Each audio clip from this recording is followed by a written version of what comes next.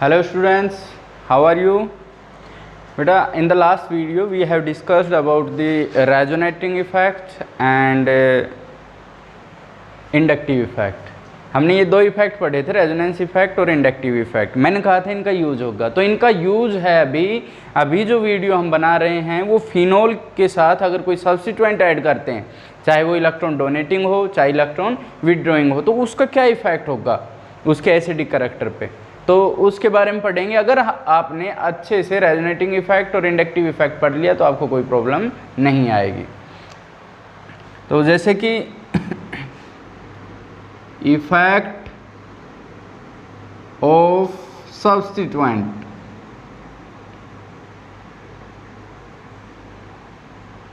On acidic character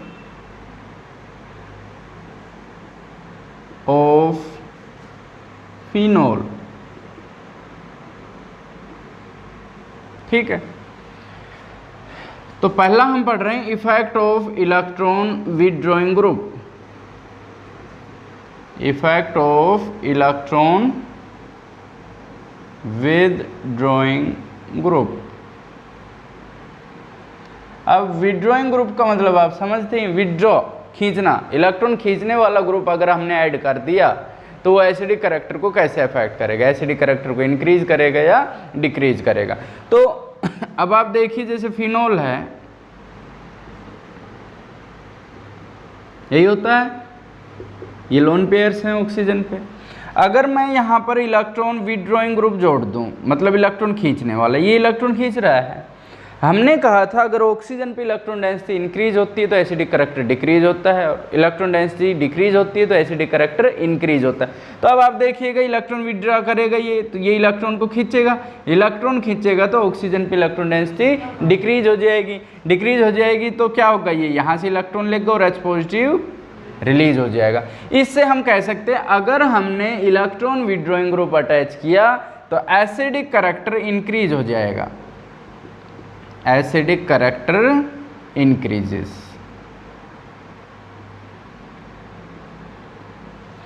इसी तरीके से अगर मैं दूसरा इफेक्ट बताऊं, effect of electron donating group.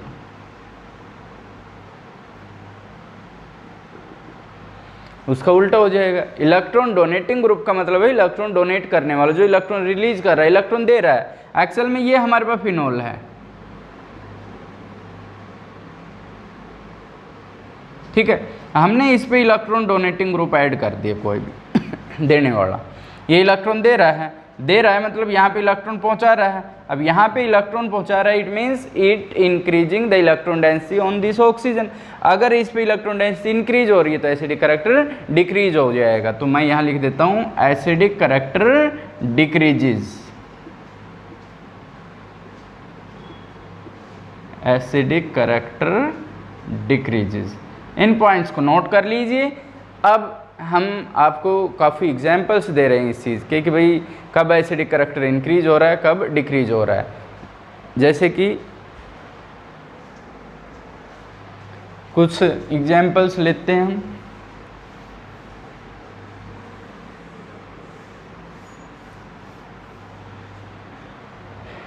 ये हमारे पास है फिनोल,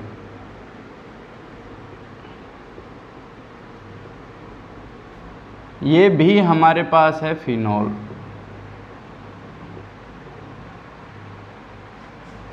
ये भी हमारे पास है फिनोल,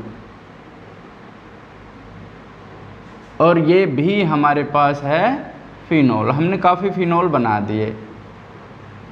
ये मैं इसलिए नहीं बना रहा हूँ कि मुझे बनाने में मज़े आ रहे हैं, एक्चुअल में एग्जाम्पल दे रहा हूँ आपको. अब हमने इस पे मान लो इलेक्ट्रॉन विदड्रॉइंग ग्रुप जोड़ दिया NO2, एक बार मेटा पे जोड़ दिया NO2 और एक बार हमने पैरा पे जोड़ दिया NO2. अब आपको मैं यहाँ पर लिख देता हूँ कि NO2 जो है वो इलेक्ट्रॉन विदड्रॉइंग ग्रुप है, ठीक. अब अगर हमने इलेक्ट्रॉन विदड्रॉइंग ग्रुप जोड़ा है, जैसे कि मैं एक यहाँ पर समझा देता हूँ आपको कि ये हमारे पास है फिनोल और यहाँ पर है जैसे NO2, ठीक है।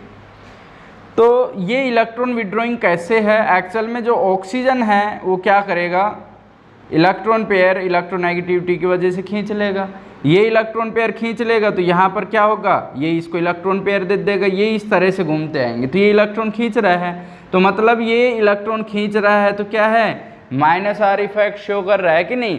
मैंने कहा था ऑक्सीजन नाइट्रोजन जो हैं वो -R शो करेंगे, एक शर्त बताई थी कि इन पे लोन पेयर नहीं होना चाहिए, ठीक है। यहाँ नाइट्रोजन पे कोई लोन पेयर नहीं है तो ये क्या कर रहा है, -R इफेक्ट शो कर रहा है, तो ये तो पहले मैं लिख देता हूँ कि -R इफेक्ट शो कर रहा है।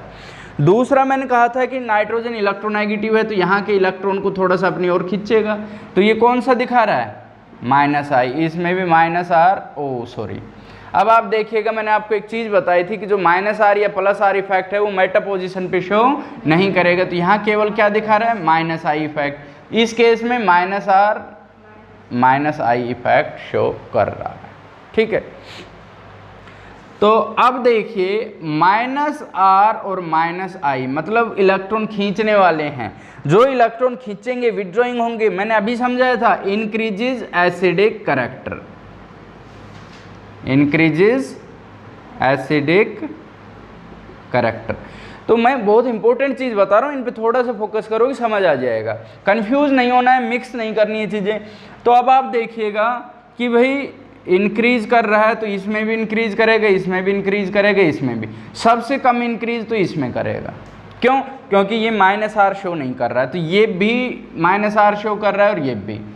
अब आप देखना -R तो दोनों में बराबर है, लेकिन मैंने कहा था -I या +I डिक्रीजेज विद डिस्टेंस, तो -I ज़्यादा किस में है, इसमें है, नज़दीक है, इसके नज़दीक है तो जल्दी खींचेगा कि नहीं, तो आप बताइए, ये ज़्यादा होना चाहिए, ये दूर है तो ये कम होना चाहिए, ठीक है। लेकिन इसमें एक समस्या है, यहाँ एक बार फिर बना के बता देता हूँ मैं,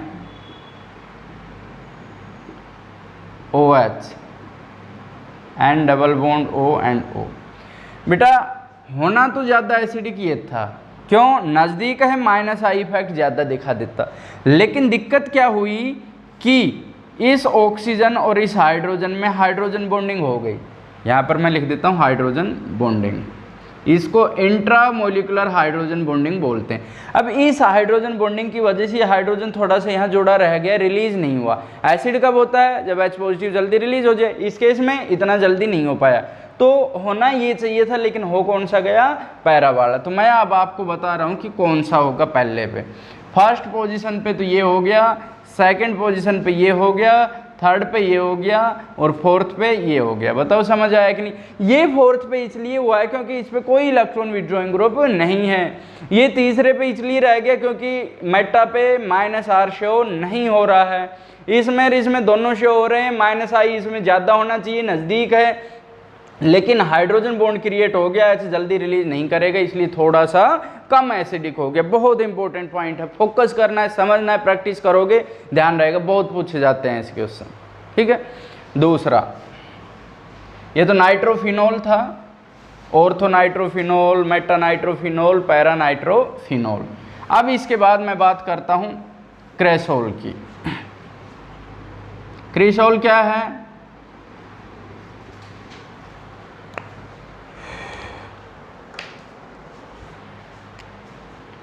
फिर से मैं बना देता हूँ, फिनोल है, हमारे पास फिनोल है, हमारे पास फिनोल है और हमारे पास फिनोल है, ठीक। अब मैं इस पे इलेक्ट्रॉन डोनेटिंग ग्रुप जोड़ रहा हूँ, जैसे कि CH3 मिथाइल ग्रुप। मैंने बताया था आपको क्या है, इलेक्ट्रॉन डोनेटिंग ग्रुप है। ये देखिए, नोट भी करते जाएगा ये चीज़ कि कौन सा डोनेटिंग बताया गया है, कौन सा विड्रॉइंग बताया गया है, ठीक है। तो ये इलेक्ट्रॉन डोनेटिंग ग्रुप है, यहाँ भी और यहाँ भी। इसका मतलब ये इलेक्ट्रॉन डेंसिटी बढ़ा रहा है, एसिडिक करैक्टर डिक्रीज कर रहा है, ये भी डिक्रीज कर रहा है और ये भी डिक्रीज कर रहा है। मैं यहाँ लिख देता हूँ +I effect plus I effect और प्लस आई इफेक्ट, तीनों ही क्या कर रहे हैं, प्लस आई इफेक्ट शो कर रहे हैं। तो प्लस आई इफेक्ट इलेक्ट्रॉन को प्लस कर रहे हैं, यहाँ पे एसिडिक करैक्टर क्या करेंगे, डिक्रीज करेंगे कि नहीं करेंगे भाई। ऑक्सीजन पे अगर इलेक्ट्रॉन डेंसिटी इंक्रीज होगी तो एसिडिक करैक्टर डिक्रीज होगा। तो अब आप देखिए ये भी डिक्रीज कर रहा है, ये भी डिक्रीज, ये भी डिक्रीज, तो पहली पोजीशन पे ये आ गया। अब दूसरी पोजीशन पे देखिए, एक्चुअल में अगर हम करें, इसमें एक प्लस आई है और एक हाइपर कॉन्जुगेशन इफेक्ट है,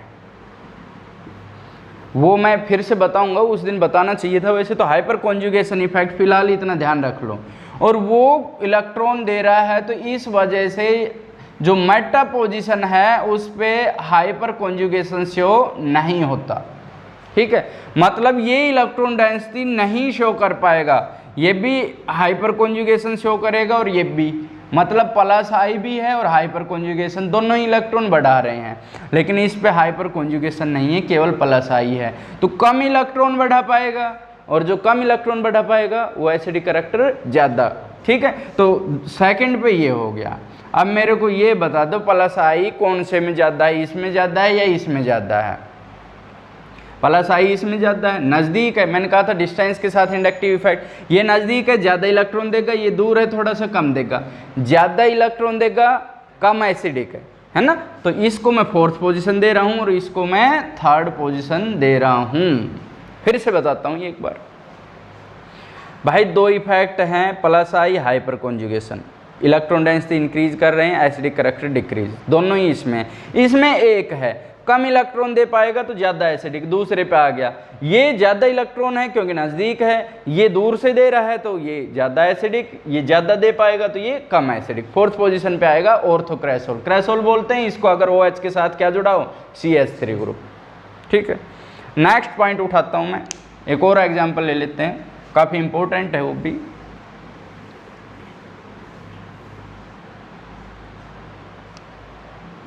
हमने फिर से बना दिया ये फिनोल, ये फिनोल,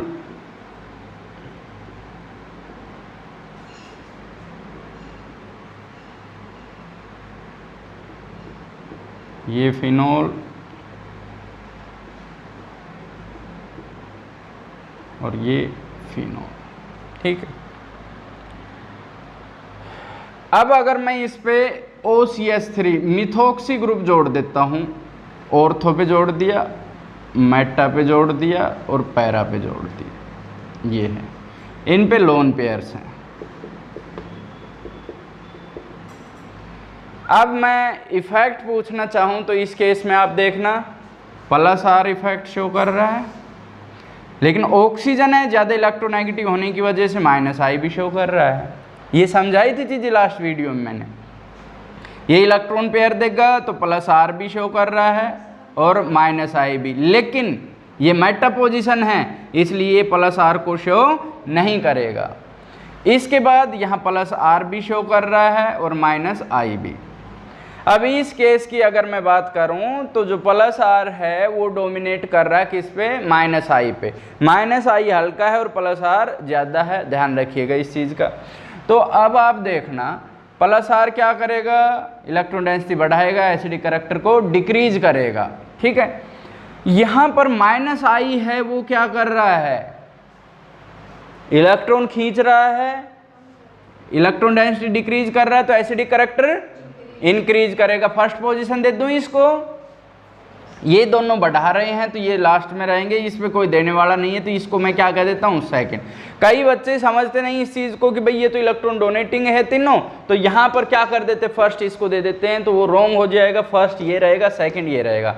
अब थर्ड फोर्थ जैसे कि हमने CH3 में किया था उस हिसाब से ये लास्ट होना चाहिए, क्योंकि नज़दीक है जल्दी इलेक्ट्रॉन देगा।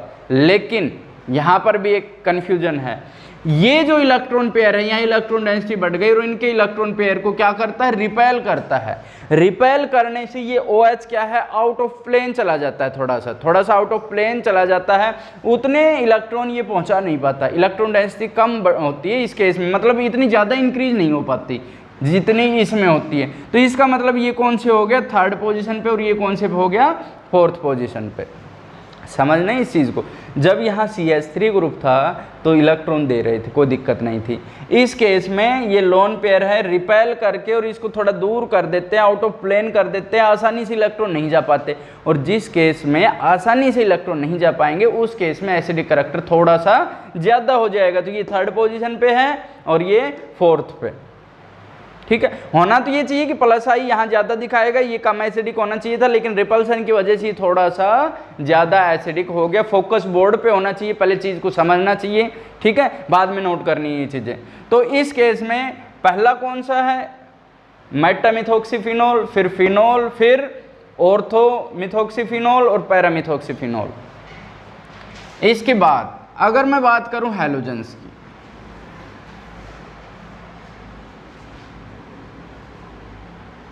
फिनॉल है,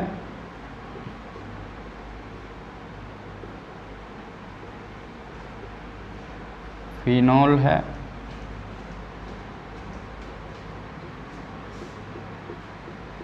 फिनॉल है और फिनॉल है। अब इन पे मैं हैलोजन अटैच करता हूँ। पहले तो एक ही हैलोजन अटैच करता हूँ, जैसे मैंने यहाँ पर कर दिया Cl है, यहाँ पर भी Cl है और यहाँ पर भी Cl है। एक्चुअल में जो हैलोजेंस हैं वो प्लस आर भी शो करते हैं और माइनस आई भी। प्लस आर किस लिए करते हैं, क्योंकि इन पे क्या है, लोन पेयर्स हैं। ये लोन पेयर की वजह से इलेक्ट्रॉन देंगे, लेकिन ज़्यादा इलेक्ट्रोनेगेटिविटी की वजह से माइनस आई भी शो करते हैं। तो जो मोर डोमिनेटिंग है वो माइनस आई है, ठीक है। कौन सा है, माइनस आई है और माइनस आई है, ज़्यादा डोमिनेटिंग है, प्लस आर थोड़ा बहुत होता है। तो इस केस में माइनस आई क्या करेगा, एसिडिक करैक्टर को इंक्रीज करता है, because it is decreasing the electron density on oxygen. अब आप देखिएगा, यहाँ से इलेक्ट्रॉन खींचेगा तो सबसे जो नज़दीक है वो ज़्यादा खींचेगा, फिर ये कम और फिर और कम।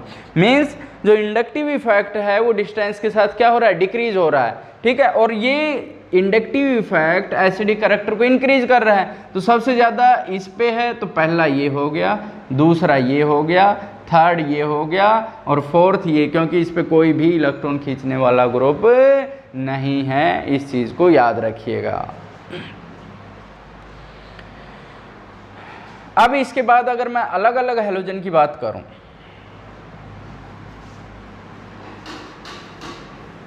मैंने फिनॉल ले लिया,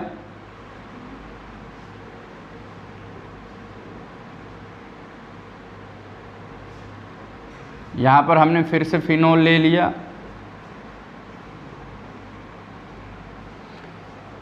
फिर से हमने यहाँ पर फिनॉल लिया है और ये फिर से फिनॉल ले लिया। अब मैं हैलोजन की बात कर लेता हूँ। जैसे यहाँ पर फ्लोरीन है, यहाँ पर क्लोरीन है, यहाँ पर ब्रोमीन है और यहाँ पर आयोडीन है, ठीक। बहुत अच्छी चीज़ बता रहा हूँ मैं, यहाँ पर थोड़ा सा ध्यान देना है इस चीज़ पे।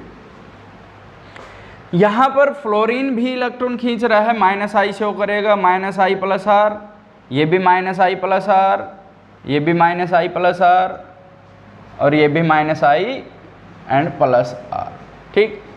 लेकिन माइनस आई स्ट्रोंगर है किसके कंपैरिजन में, प्लस आर के में, ठीक है।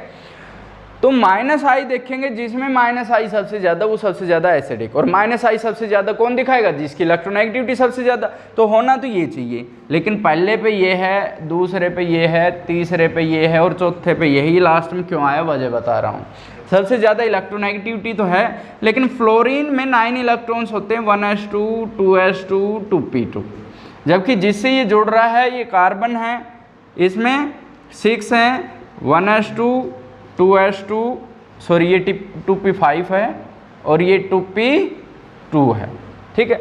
दोनों के पास 2p ऑर्बिटल है, मतलब सेम साइज ऑर्बिटल है, ठीक है। सेम साइज ऑर्बिटल होने की वजह से इलेक्ट्रॉन प्लस आर इफेक्ट जो शो करेगा ना वो भी बराबर का ही करेगा। सेम साइज है, इलेक्ट्रॉन ट्रांसफर करने में कोई प्रॉब्लम नहीं आएगी। मीन्स इसमें minus I is equal to plus R, एक दूसरे को कैंसिल कर देंगे। तो ना तो ये इलेक्ट्रॉन दे पा रहा है ना ले पा रहा है, तो क्या हो गया, लास्ट आएगा। ठीक है। फिर क्लोरीन ज़्यादा इलेक्ट्रोनेगेटिव होने से सबसे ज़्यादा, फिर ब्रोमीन, फिर आयोडीन। तो यहाँ पर मैं ये भी लिख देता हूँ कि अगर हमारे पास फिनोल है और हमारे पास क्या है, फिनोल और उसके साथ क्या है, फ्लोर, ऑलमोस्ट इक्वल होते हैं ये। ठीक है। ये अगर फ्लोरोफिनोल है और फिनोल है तो इनकी जो एसिडिक करैक्टर है वो लगभग क्या रहेगा, सेम रहेगा। तो अब हम केमिकल प्रॉपर्टीज पढ़ रहे हैं अल्कोहल की। हमने स्टार्ट कर दिया था, एसिडिक बिहेवियर पढ़ा भी था। एसिडिक करैक्टर या chemical properties, sorry, chemical properties of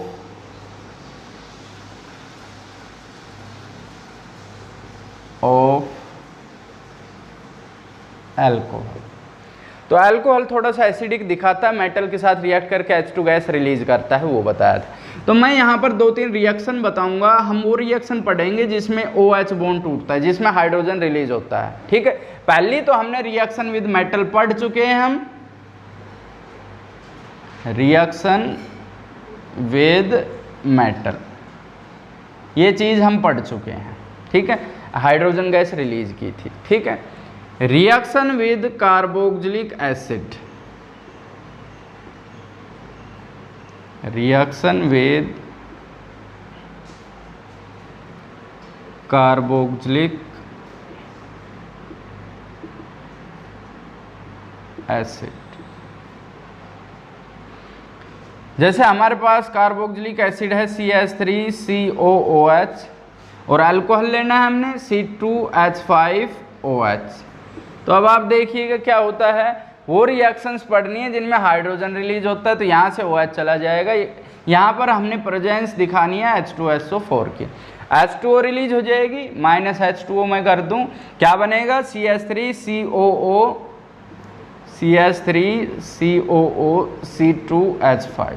It is esterification reaction because formation of ester takes place, ये एस्टर है RCOOR-। तो इस रिएक्शन को हम बोलते हैं एस्टेरिफिकेशन रिएक्शन।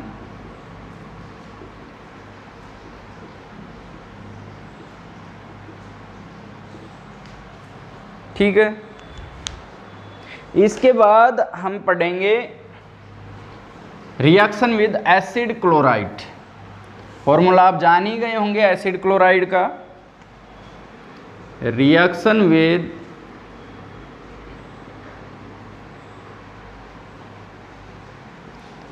Acid chloride.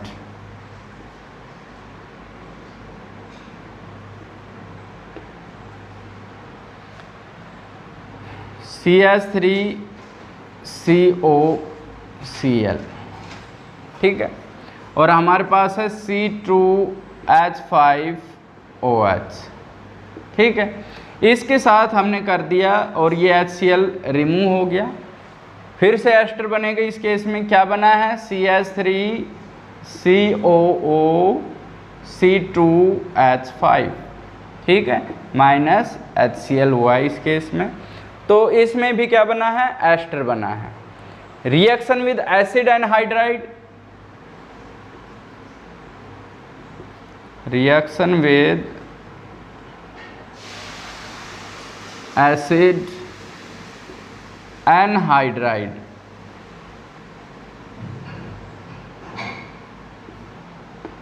ठीक है।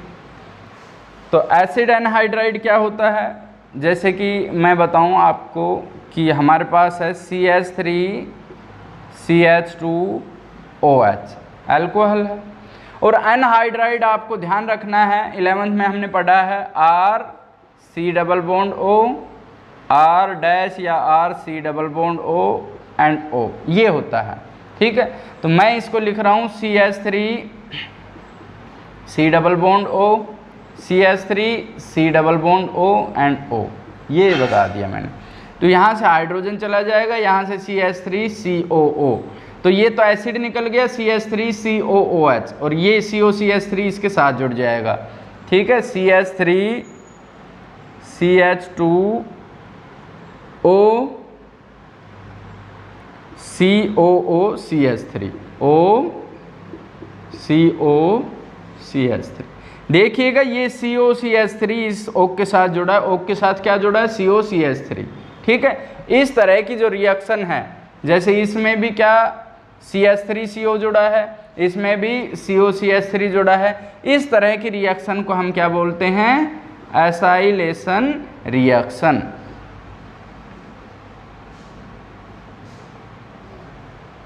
ठीक है, इस तरह की रिएक्शन को एसाइलेशन रिएक्शन हम बोलते हैं। जो इम्पोर्टेंट थी वो मैंने करा दी है।